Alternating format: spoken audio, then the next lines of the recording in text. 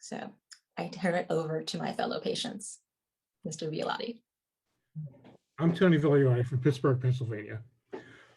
My journey with liver disease began in 2005. I was 59 years old. I was a diabetic and also overweight. I was seeing my doctor every 6 months for my diabetes.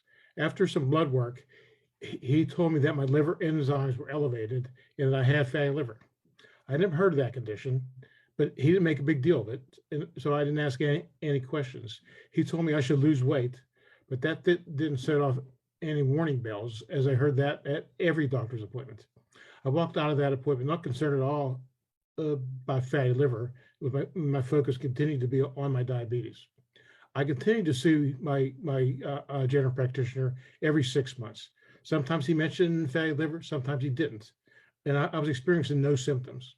In 2014, after an ultrasound and blood work, my doctor told me I had NASH and maybe cirrhosis. I was confused. I never heard of NASH, which is non-alcoholic hepatitis, and I thought that cirrhosis came about because of drug use or alcohol abuse. So I was a non-drinker, so it never crossed my mind that cirrhosis was something I had to worry about. At that point, he suggested I see a hepatologist to confirm his cirrhosis diagnosis. So I did that. And the hepatologist confirmed the cirrhosis diagnosis early in 2015. I began a regular testing regimen, which included blood work and imaging. The testing showed that my liver was continuing to deteriorate. I began to experience a few symptoms, mostly just feeling tired, but my condition was still not having much of an effect on my everyday life. The possibility of a transplant down the road was mentioned, but I didn't seriously consider it. I asked the doctor about a liver biopsy, but she said she didn't think it was a good idea. She described it as looking for a needle in a haystack, and said the imaging tests were just as good and didn't carry any of the risk of a biopsy. In 2017, my world was kind of rocked when I was diagnosed with liver cancer. This was a game changer. I was still not on board about the possibility of having a transplant, but my doctor explained to me that I had two choices. I was either going to get a transplant or I was going to slowly die. Obviously, not much of a choice. So at that point, I underwent the extensive testing that was required to get on the transplant list, and I was approved for the transplant list a few months later. But the risk I faced was that if my cancer spread beyond the liver or grew in size, I would be disqualified from receiving a transplant. My oncologist recommended that I undergo stereotactic body radiation therapy, which entails 5 very targeted doses of radiation over a 10-day period. But it would take 6 months to know whether it worked. The treatment was not a cure, but was intended to stop the growth of the tumor. It was a bridge to transplant. Over the next few months, I began to experience symptoms, and they included fatigue, loss of appetite, nosebleeds, and fluid retention in both my abdomen and in my lungs. My abdomen and lungs had to be drained to remove those fluids. The one bright spot during this period was that the 6 months had passed from my cancer treatment, and radiation therapy had worked. The tumor had not spread beyond the liver and was under control.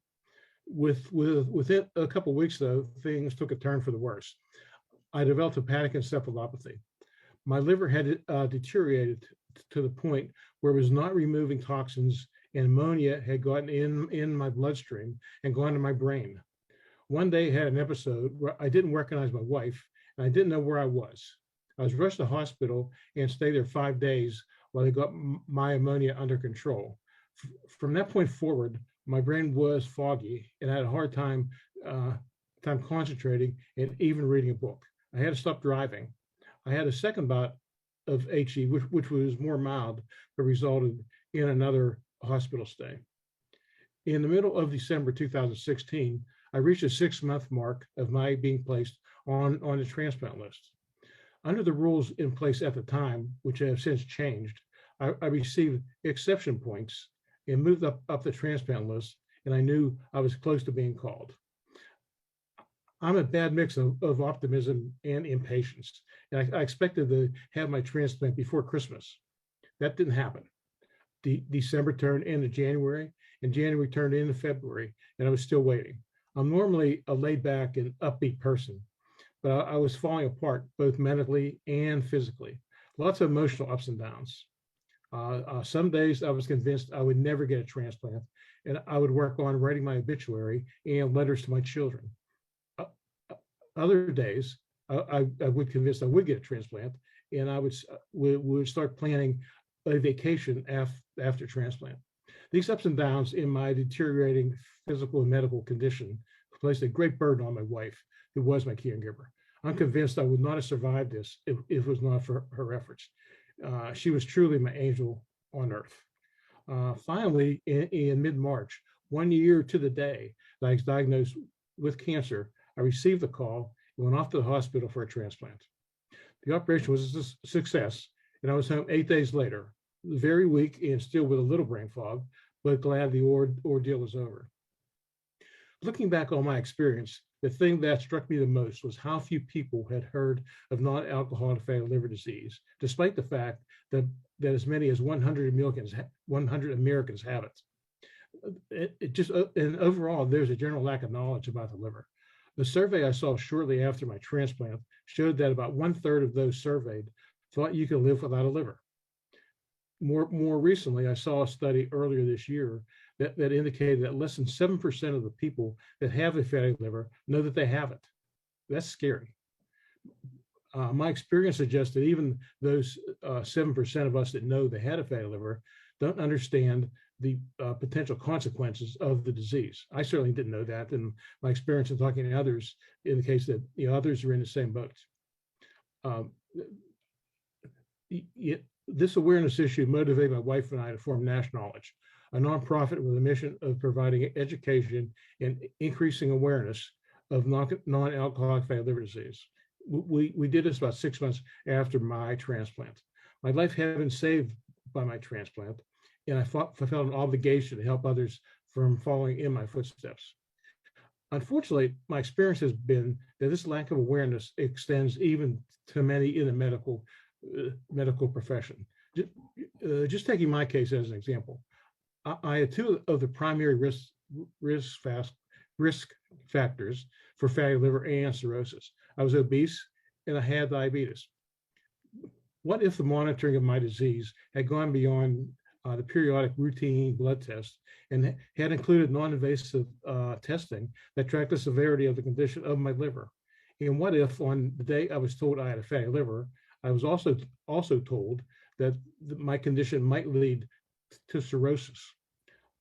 I feel strongly that either of those had occurred, I would at least have had the opportunity to control my condition and maybe avoided a transplant. I had 9 years between my fatty liver and cirrhosis diagnosis. 9 years. I had 18 doctor's appointments during that time. But as far as addressing my condition, those 9 years were wasted. My point here isn't to be a Monday morning quarterback and talk about would haves and should haves, but just to point out that we need to do a better job of educating and monitoring those at risk. I would also like to address the lack of a medical solution for those with NAFLD and NASH, particularly the assessment of the safety of the drugs under development. I'm not a scientist and have really nothing to contribute to the medical assessment of drug safety, but I do understand a patient perspective on this subject. We also see TV commercials where the sales pitch for a drug is followed by a list of very scary side effects. The choice is left to the patient in consultation with their doctor to weigh the risk and rewards of that drug. I would encourage the FDA to give NASH patients that same choice when it comes to NASH drugs. Please don't let perfection be the enemy of good. Having no drug for the treatment of NASH is a risk in and of itself. As we sit here, patients are continuing down the road to a transplant or even death. The world is not standing still. I was lucky enough to receive a transplant, and I'm thankful that I did. I wouldn't be alive today without it. But I have to tell you that a transplant is not a great solution. A transplant is not a get out of jail free card. The anti-rejection drugs I'll be taking for the rest of my life have damaged my kidneys to the point where I've lost half my kidney function, and my diabetes has gotten worse. It's a price worth paying, but I'd be much better served if a medical solution had been available to slow down or stop the progression of my condition. Risk is not something that can be completely evaluated sitting in a lab, an office, or a conference room. The patient perception of risk cannot be ignored. It must be part of the discussion. Risk is very situational. I'm sitting here on the second floor of my house. If I got up and jumped out the window, that would be risky behavior, and I would understand that risk. But if my house was on fire and I saw flames in my hallway, that the risk of jumping out my window would not have changed, but all of a sudden it would be a risk worth taking. For many NASH patients, their house is figuratively on fire, and they're willing to take some risk. So I know I'm being repetitive, but I feel like I can't say it enough. Please consider the patient perspective during your evaluations. In summary, I think there are three elements that must work in combination to stop or slow down this epidemic. We have to increase awareness. We have to increase the use of non-invasive technologies for early detection and the monitoring of liver disease. And we have to find medical solutions. I would encourage the FDA to take actions that facilitate each of these elements. Finally, I would just like to thank the Global Liver Institute and the FDA for this opportunity to convey my experience and my thoughts.